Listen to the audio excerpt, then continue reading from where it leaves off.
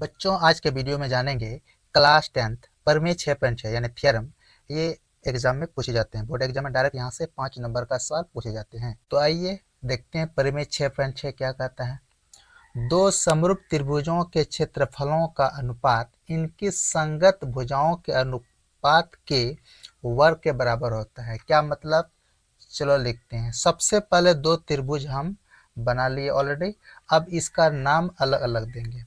इसको मानेंगे ए, इसको मानेंगे बी, इसको मानेंगे सी, इसको मानेंगे पी, इसको मानेंगे क्यू, इसको मानेंगे आर। यहाँ पर देखो वीडियो में शुरू से लेकर एंड तक बने रहें। आइए सबसे पहले मानते हैं, माना कि, क्या लिखेंगे यहाँ पर लिखेंगे, माना कि त्रिभुज ए बी सी तथा त्रिभुज पी क्यू आर समरूप त्रिभुज है। यहाँ लिखेंगे त्रिभुज ए बी सी तथा त्रिभुज पी क्यू आर समरूप है। यहाँ तक कोई दिक्कत बच्चों? चूंकि ऑलरेडी यहाँ पर दिया है दो समरूप त्रिभुज, तो आगे क्या लिखेंगे, जब दो त्रिभुज समरूप होते हैं तो उनके संगत कोण बराबर होते हैं और उनकी संगत भुजा एक ही अनुपात में होते हैं। क्या मतलब, आइए यहाँ पर लिखते हैं। अर्थात संगत कोण का मतलब ये कोण ए कोण पी के बराबर होगा, कोण बी कोण क्यू के बराबर होगा, कोण सी कोण आर के बराबर होगा। यही है संगत कोण। तो यह लिखेंगे कोण ए बराबर कोण पी कोमा कोण बी बराबर कोण क्यू कोमा कोण सी बराबर कोण आर। इसको हम समीकरण 1 मान लेते हैं। कोई दिक्कत बच्चों? तथा जब दो समरूप त्रिभुज होते हैं उनके संगत कोण बराबर होते हैं, इसके साथ साथ भी उनकी भुजा संगत भुजा का एक ही अनुपात में होते हैं। कहने का मतलब है कि ए बी बटे पी क्यू बराबर बी सी बटे क्यू आर बराबर ए सी बटे पी आर। ये लिखेंगे, ये तुम्हारा समीकरण 2 होता है। तो सिद्ध करना है, क्या सिद्ध करना है, यहाँ लिखेंगे सिद्ध करना है। सिद्ध करना है एरिया ऑफ त्रिभुज ए बी सी बटे एरिया ऑफ त्रिभुज पी क्यू आर बराबर ए बी का होल स्क्वायर बटे पी क्यू का whole square equal to B C का स्क्वायर बटे क्यू आर का whole square equal to A C square बटे पी आर का होल स्क्वायर। यही सिद्ध करके दिखाना है। तो आइए सबसे पहले रचना खींचते हैं।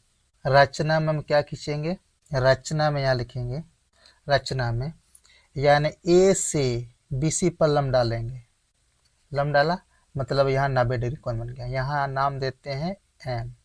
यहाँ तक कोई दिक्कत बच्चों? फिर उसी प्रकार से पी से लंब डालेंगे, किस में डालेंगे, लंब क्यू आर पर। यहाँ लंब डालते मतलब यहाँ 90 डिग्री बन गया, यहाँ भी 90 डिग्री। जहाँ लंब डाला जाता है वहाँ 90 डिग्री कोण बन जाता है।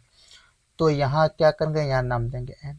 कोई दिक्कत? तो यही चीज हम लिखेंगे, ए से ए एम लंब बी सी पर तथा पी से पी एन लंब क्यू आर पर डाला, यही चीज लिखेंगे। आइए लिखते हैं, ए से ए एम लंब बी सी पर तथा पी से पी एन लंब क्यू आर पर डाला। यहाँ तक कोई दिक्कत मेरे प्यारे बच्चे? अब अगला स्टेप में क्या करेंगे, यहाँ लिखेंगे प्रमाण। प्रमाण से स्टार्ट करते हैं। प्रमाण में लिखेंगे त्रिभुज ए बी सी का क्षेत्रफल लिखेंगे। त्रिभुज यानी ए बी सी का क्षेत्रफल बराबर क्या होता है, हाफ इंटू आधार गुना ऊंचाई होता है। अब इसका जो है ना मान बैठा देंगे। तो हाफ इंटू आधार तुम्हारा क्या है, तुम्हारा ये त्रिभुज में ए बी सी ये तुम्हारा आधार है, जिस पर लंब है यही तुम्हारा आधार है। तो आधार तुम्हारा लिखेंगे बी सी इक्वल टू ऊंचाई का मतलब लंब, यही ना लंब है ए बी सी बी त्रिभुज में, लंब तुम्हारा आ गया ए एम। कोई दिक्कत?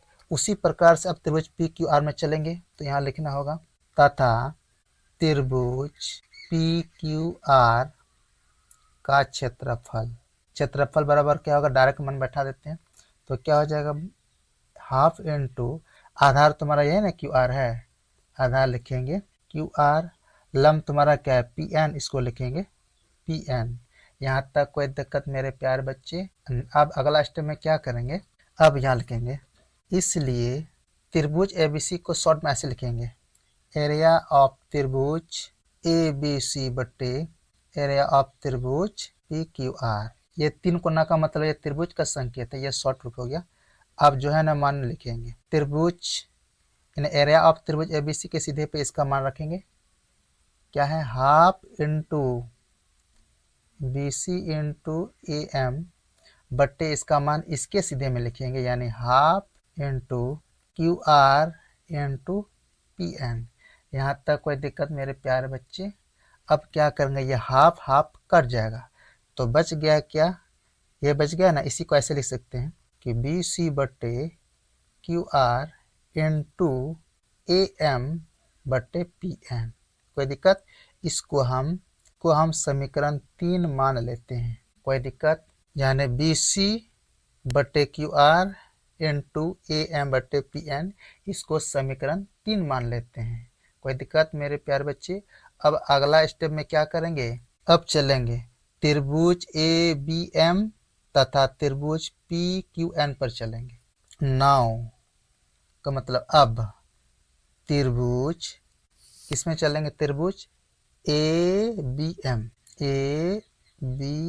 एम तथा इसमें चलेंगे त्रिभुज पी क्यू एन पर, त्रिभुज पी क्यू एन क्या लिखेंगे, पी क्यू एन में।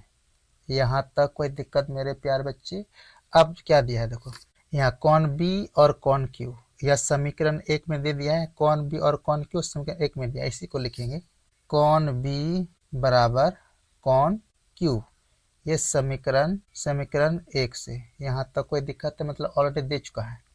इसके बाद यहाँ लिखेंगे कौन एम बराबर कौन एन, ये कहाँ से आया, ये रचना से, इसी को लिखेंगे। तो हम यहाँ लिखेंगे कौन एम बराबर कौन एन, ये कितना है 90 डिग्री। ये कहाँ से आया, ये रचना से आया। कहाँ से आया है, ये रचना से आया है मेरे प्यारे बच्चे। यहाँ तक कोई दिक्कत है। जब 2 त्रिभुज में 2 संगत कोण बराबर होता है तो तीसरा कोण बराबर हो जाते हैं। तो इसलिए यहाँ पर लिखेंगे त्रिभुज ए बी एम समरूप त्रिभुज पी क्यू एन, कौन सा नियम से, एंगल नियम से, यानी कौन कौन नियम से। यहाँ तक कोई दिक्कत मेरे प्यारे बच्चे। अब याद रखना, जब 2 त्रिभुज समरूप होते हैं तो उनकी संगत भुजा एक ही अनुपात में होते हैं। कहने का मतलब है ए बी बट्टे पी क्यू हो जाएगा, यहाँ लिखेंगे। इसलिए ए बी बट्टे यानी ए बी बट्टे क्या हो जाएगा, पी क्यू, इसको लिखेंगे ए बी बट्टे पी क्यू इक्वल टू, अब क्या हो जाएगा, ए एम बट्टे पी एन हो जाएगा। यहाँ तक कोई दिक्कत, इसे लिखेंगे ए एम बट्टे पी एन। यहाँ तक कोई दिक्कत। अब जो है ना दिया है, परंतु यहाँ दे दिया ए बी बट्टे P Q equal to B C बट्टे क्यू आर, ये दे दिया, इसी चीज़ को लिखेंगे। चलो यहाँ लिखते हैं ए बी बट्टे P Q equal to B C बट्टे क्यू आर। यहाँ तक कोई दिक्कत है। तो यहाँ देखो ए बी बट्टे पी क्यू बराबर ए एम बट्टे पी एन, चूँकि ये बराबर ये और ये बराबर ये है तो बायां पक्ष बराबर है तो दायां पक्ष बराबर होगा। तो इसलिए यहाँ पर लिखेंगे, इसलिए ए एम बट्टे पी एन इक्वल टू ये हो जाएगा तुम्हारा बी सी बट्टे क्यू आर हो जाएगा। यहाँ तक कोई दिक्कत। इसको हम समीकरण क्या मान लेते हैं, इसको समीकरण 4 मान लेते हैं। यहाँ तक कोई दिक्कत है। अब क्या करेंगे, अब इसको लिखेंगे समीकरण 3 में, किस में, समीकरण 3 में। ये समीकरण 3 में किसका मान, समीकरण 4 का मान रखने पर यही लिखेंगे। तो यहाँ लिखेंगे समीकरण 3 में 4 का मान रखने पर। कोई दिक्कत मेरे प्यारे। अब समीकरण 3 क्या है, यहाँ समीकरण 3 देखो, यह समीकरण 3 इसी चीज़ को पहले उतारेंगे। कोई दिक्कत यहाँ, एरिया ऑफ त्रिभुज ए बी सी बट्टे एरिया ऑफ त्रिभुज पी क्यू आर बराबर क्या आया तुम्हारा, बी सी बट्टे Q R equal to A M बट्टे पी एन। कोई दिक्कत मेरे प्यारे बच्चे। अब देखो यहाँ पे क्या करेंगे, देखो ए एम बटे पी एन के स्थान पर इसको लिख सकते हैं, बिल्कुल लिख सकते हैं। तो आइए लिखते हैं। तो यहाँ पर तुम्हारा आ जाएगा बी सी बटे क्यू आर, यहाँ पर होगा ही। ये ए एम बटे पी एन के स्थान पर इसको लिख सकते हैं, बिल्कुल लिख सकते हैं। आइए लिखते हैं बी सी बटे क्यू आर। यहाँ तक कोई दिक्कत मेरे प्यारे बच्चे? इसको हम ऐसे लिख सकते हैं, बी सी गुना बी सी क्या होगा, बी सी स्क्वायर हो जाएगा, बिल्कुल हो जाएगा। क्यू आर गुना क्यू आर इसको लिख सकते हैं क्यू आर होल स्क्वायर। यहाँ तक कोई बच्चे? जब बी सी पर लम डाला और क्यू आर पर लम डाला तो तुम्हारा सिद्ध करके आ गया बी सी स्क्वायर बटे क्यू आर स्क्वायर हो गया। अगर लम हम डाल देते ए सी पर और पी आर पर तो तुम्हारा निकल के आ जाता कि ए सी स्क्वायर बटे पी आर स्क्वायर। अगर लम डालते ए बी पर और पी क्यू पर तो आ जाता तुम्हारा ए बी का स्क्वायर बटे पी क्यू का स्क्वायर।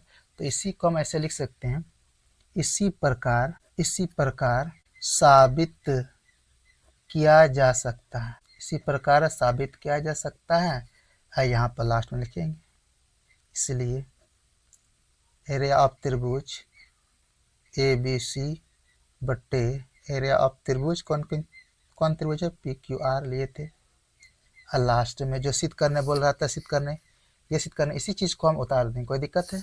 तो यहाँ लिखेंगे, हूँ इसको उतार देते हैं। तो है तुम्हारा ए बी का होल स्क्वायर बटे पी क्यू का whole square equal to B C का होल स्क्वायर बटे क्यू आर का whole square equal to A C का होल स्क्वायर बटे पी आर का होल स्क्वायर। यही तुम्हारा हो गया। इसको लिखेंगे प्रूव्ड। यही तो हल करना था, P R O B E D, proved. ये बोर्ड एग्जाम में 5 नंबर से पूछे जाते हैं। अगर इस चैनल में पहली बार आए हैं तो इस चैनल को सब्सक्राइब करके रखेंगे ताकि जब भी कोई वीडियो अपलोड करें सबसे पहले आपको मिले।